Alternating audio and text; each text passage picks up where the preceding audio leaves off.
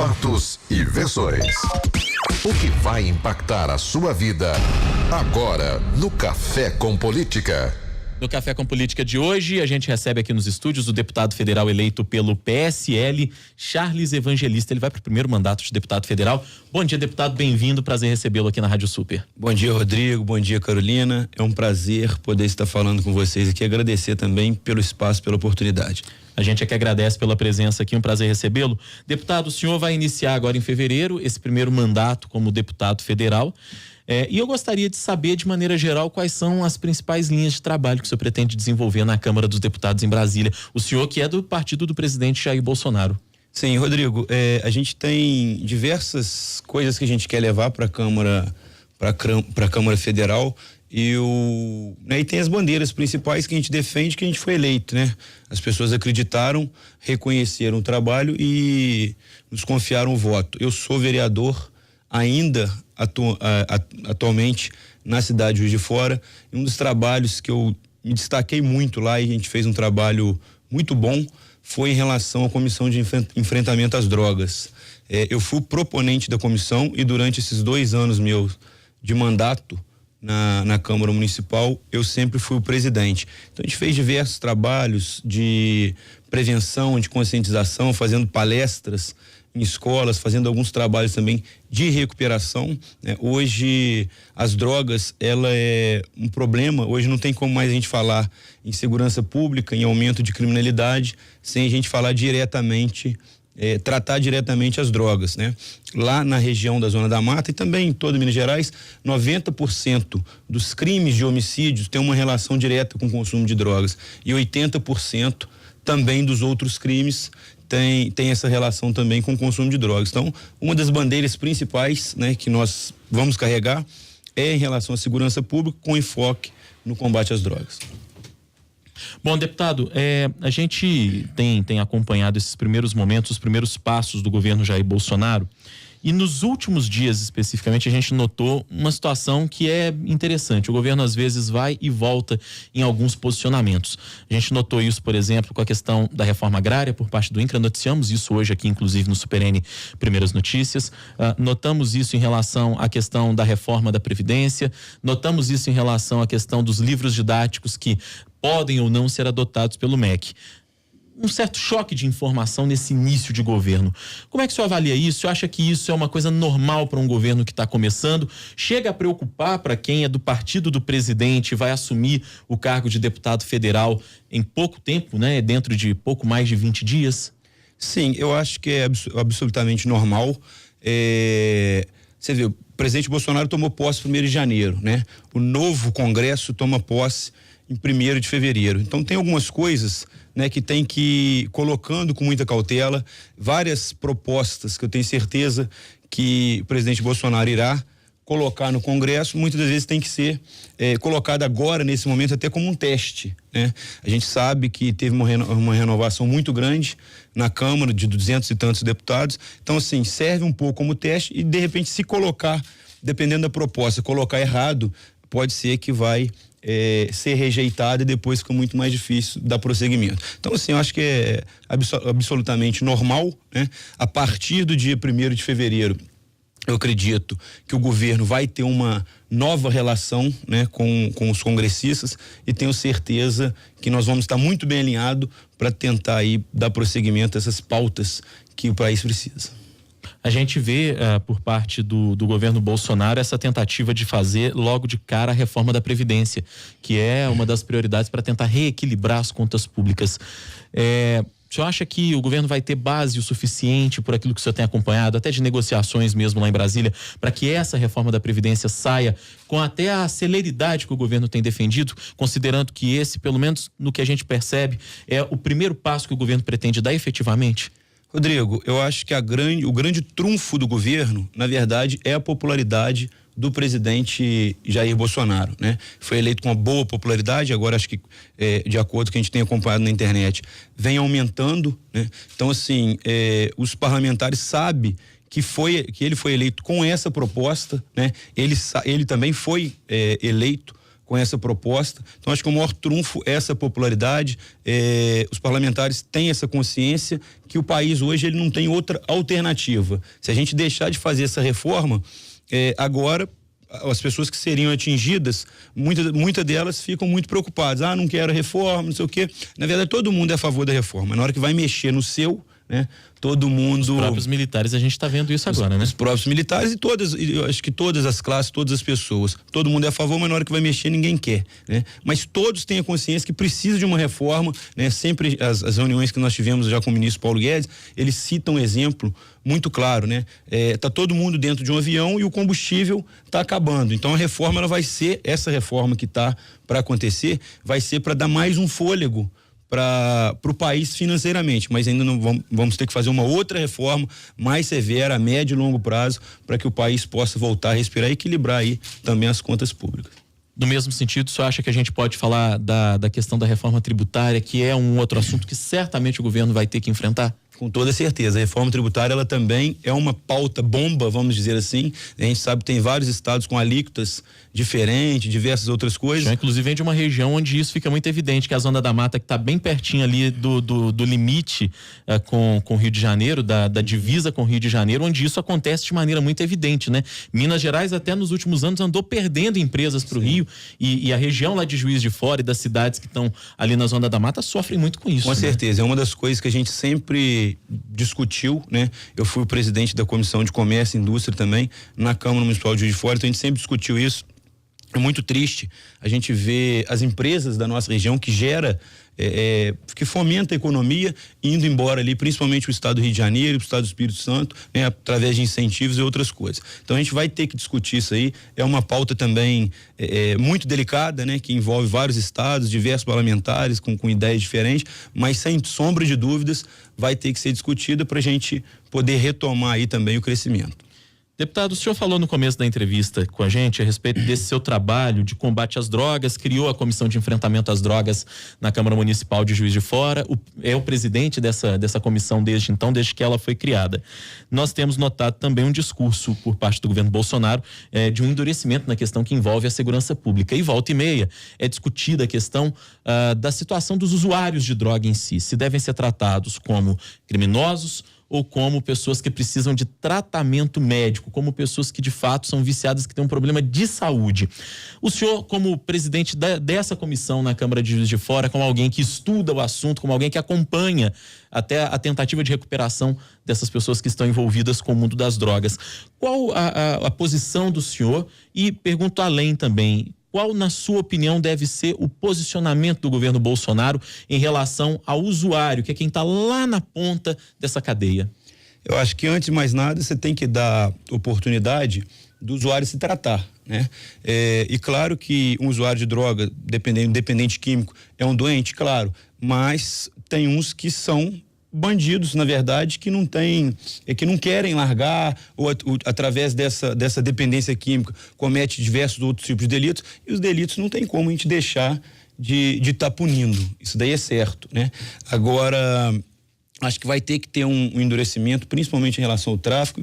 Na verdade, tem que ter uma mudança geral, eu acho que em relação ao Código Penal, né? E dar oportunidade dessas pessoas se tratarem, mas eu acho que o papel principal é em relação à prevenção e à conscientização. É muito mais fácil a gente tratar os jovens, as crianças, os adolescentes antes que vá para esse mundo aí muitas das vezes sem volta, do que depois a gente ter que retirar. Então eu estou cansado de acompanhar lá, fazendo visitas às comunidades terapêuticas, clínicas de recuperação, e depois que a pessoa entra, se torna um dependente químico, é muito difícil. A luta dessa pessoa, dos familiares que estão ali em sua volta e da sociedade em geral fica muito mais árdua. E na opinião do senhor, como que seria a melhor forma disso ser tratado?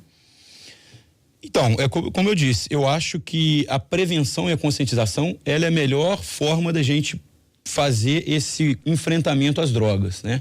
E depois o governo vai ter que fazer um investimento. Depois que a pessoa entrou, né, fez a prevenção, a conscientização, não teve jeito, se tornou um dependente químico, vai ter que dar oportunidade dessa pessoa se tratar através de clínicas, investir.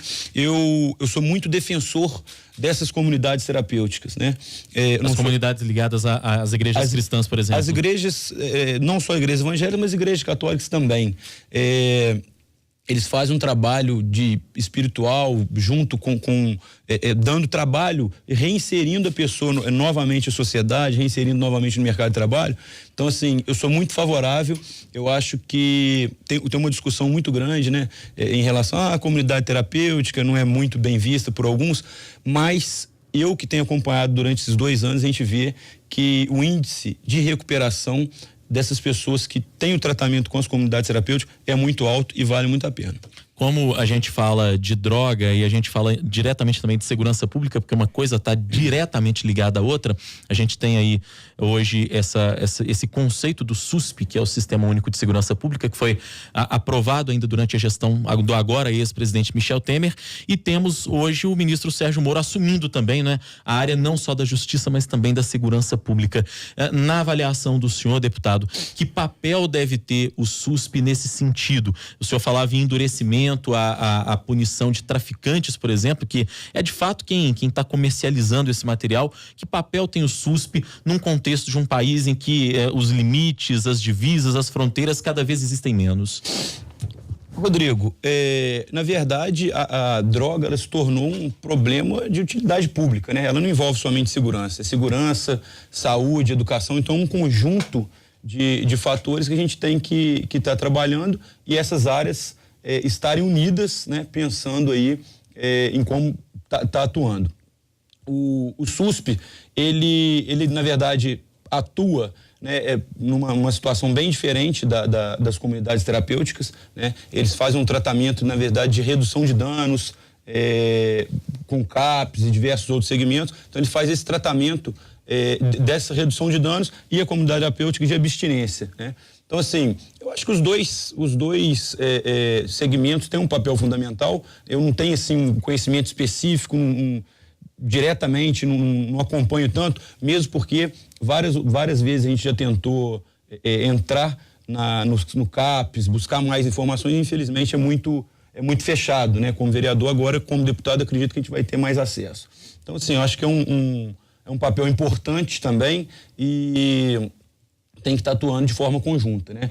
Tanto saúde, segurança, educação, para que a gente possa atingir os resultados necessários. Eu gostaria de falar um pouquinho agora com o senhor, deputado, dos rumos do PSL em Minas. O PSL elegeu uma bancada muito interessante de deputados federais, uma bancada muito interessante também de deputados estaduais.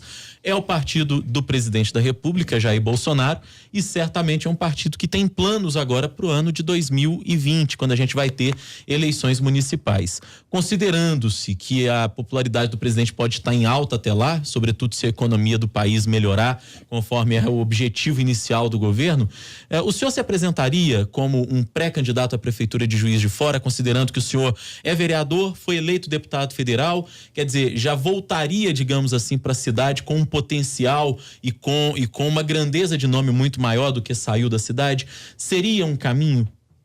Então, na verdade, lá em Juiz de Fora, eu fui eleito deputado federal. Dentro da cidade de Juiz de Fora, eu tive 35 mil votos. Que é uma quantidade de votos muito considerável para uma cidade que tem aí uns 500, 600 mil habitantes, né? E fiz uma dobradinha, né? Na verdade, a gente fez uma dobradinha. Eu fiz uma dobradinha com a delegada Sheila, que também é do PSL, foi eleita deputada estadual. Ela teve 45 mil votos. Então, a gente foi uma votação muito expressiva das duas partes.